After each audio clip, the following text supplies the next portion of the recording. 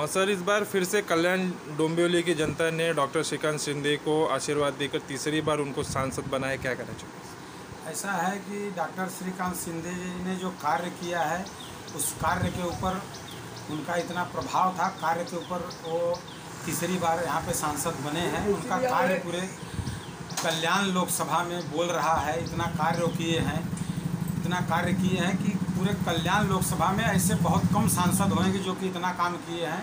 तो ऐसे एक उस हमारे डॉक्टर श्रीकांत शिंदे जी हैं जो आपने कार्य किया है, कार्य के ऊपर उनको मत मिला। क्योंकि इस बार का महाराष्ट्र का गणित थोड़ा गलत ही था, लेकिन उनकी कार्य जो है उनको वोट मिली है और यहाँ से वो जीते। और आपने सर चुनावी दौर में महाराष्ट्र के साथ साथ उत्तर प्रदेश में भी जाकर आपने काम किया है, किस तरह से महाराष्ट्र और उत्तर प्रदेश में चुनाव का समीकरण रहा है? ऐसा है, हमारे पूर्व राज्य मंत्री बड़े भाई श्री अमरजीत मिश्रा के साथ मैं उत्तर प्रदेश में गया। वहाँ की भदोही सीट थी जो कि थोड़ा संशय था, ऐसा वहाँ पे जातिवाद का कुछ विषय ऐसा लोग बोल रहे थे कि ब्राह्मणवाद ऐसा कुछ विषय है। तो उससे हम सब लोग गए, उनके साथ साथ हम लोग गए। 2 दिन तक टोटल सब जहाँ भी जितना भदोही में रोड शो, सूर्यावा में, इसके बाद एक सभा थी चौरी में, वहाँ पे हम लोग गए और वहाँ पे सब जितना प्रचार प्रसार कर सके करने के बाद पुनः मैं अपने गांव में आया। और वहाँ भी जो था अच्छी तरह से सब वहाँ के जो ब्राह्मण समुदाय थे, ऐसा लोग बोल रहे थे कि टीएमसी से जो उम्मीदवार थे ललितेश त्रिपाठी जी, जो कि कमलापत त्रिपाठी के पदपुत्र हैं, लेकिन ऐसी कुछ हवा नहीं थी। सब ब्राह्मण समुदाय ने मिलकर डॉक्टर विनोद बिंद को बहुत अच्छे मतों से वहाँ पे विजयी बनाया। करीब 45,000 वोट से वो विजयी हुए। और डॉक्टर साहब जो कि पहले विधायक थे और वो कार्य करेंगे और भदोही का विकास करेंगे, ऐसा पूर्ण मुझे विश्वास है और पूरी आशा है। और जिस तरह से सर भाजपा का 400 पार का लक्ष्य का जो नारा शुरू से चल रहा था, लेकिन इस बार वो कहीं न कहीं अधूरा रहता हुआ दिखाई दिया। ऐसा अधूरा नहीं बोल सकते। 400 लक्ष्य हमारे मोदी जी ने बोला था, इस अब की बार 400 पार, उसका दूसरे पार्टियों जो विरोधियों हैं वो उसका गलत दुष्प्रचार किए। उन्होंने बोला कि 400 पार अगर आ जाएंगे तो ये देश का संविधान बदल देंगे और बाबा अंबेडकर साहब ने जो संविधान बनाया वो बदल देंगे, कानून बदल देंगे। ऐसा सब गलत अफवाह जितने हमारे विपक्षी थे जैसे कि कांग्रेस और समाजवादी, इन्होंने फैलाया, उसका दुष्प्रचार का फ़ायदा उनको मिला भी।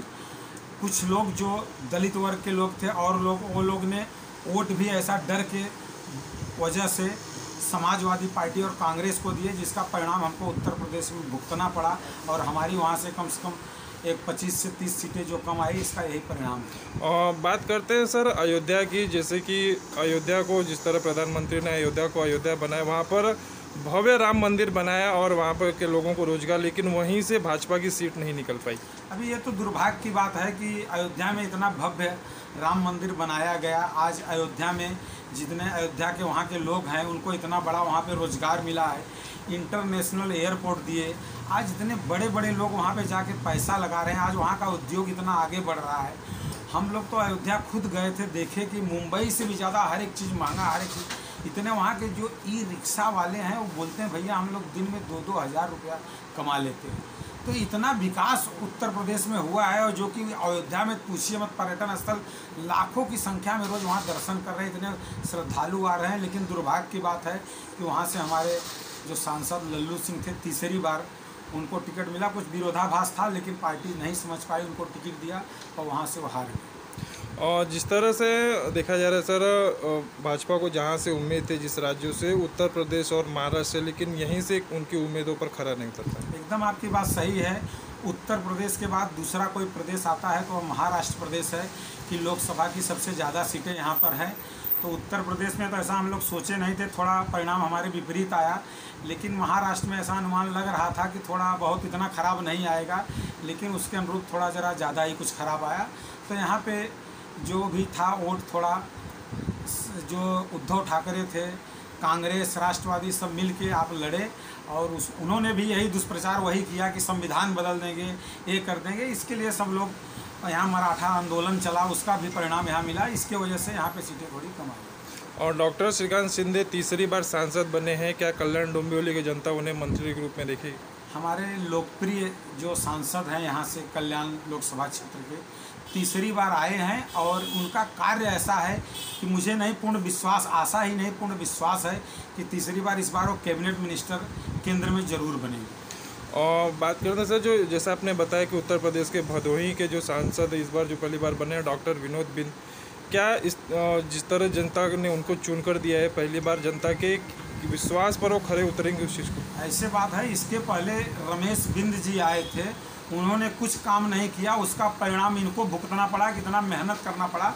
लेकिन डॉक्टर जो विनोद बिंद जी हैं, आप बड़े अच्छे डॉक्टर हैं, पेशे से एमएस डॉक्टर हैं और आप कार्य अवश्य करेंगे। खुद बोला है कि ऐसा कार्य करूंगा विकास कि दूसरी बार ऐसा लगे नहीं। तो हमारे जो सांसद भदोही के नवनिर्वाचित विनोद बिंद जी हुए हैं, वो अवश्य काम करेंगे और जो भदोही की विकास है, विकास वो ज़रूर भदोही का विकास करेंगे। जैसे एक कोनिया का पुल है, वो बोले हैं सबसे पहले हम वो बात उठाएंगे।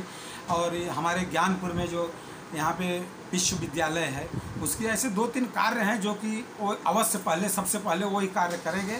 और मुझे पूरी आशा और पूरा विश्वास है, चूँकि हमारे जो नरेंद्र मोदी हैं, जो उनकी वाराणसी से लगी हुई सीट है, जो कि जौनपुर हम हार चुके हैं, तो भदोही ने हमको सपोर्ट किया है और हम जीते हैं। मिर्ज़ापुर भी सपोर्ट किया है, अनुप्रिया पटेल तीसरी बार जीती हैं।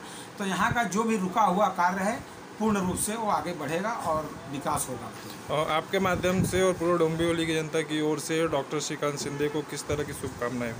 मैं डॉक्टर श्रीकांत शिंदे को यही शुभकामना देता हूं कि जैसे ही आपको सब पूरे कल्याण लोकसभा में आपको मत दिया है, आप जैसा कार्य कर रहे हैं, निरंतर ऐसा ही कार्य आप अपने सदैव ऐसे ही लोकसभा क्षेत्र में करके और आप अपना नाम ऐसे ही रोशन करिए।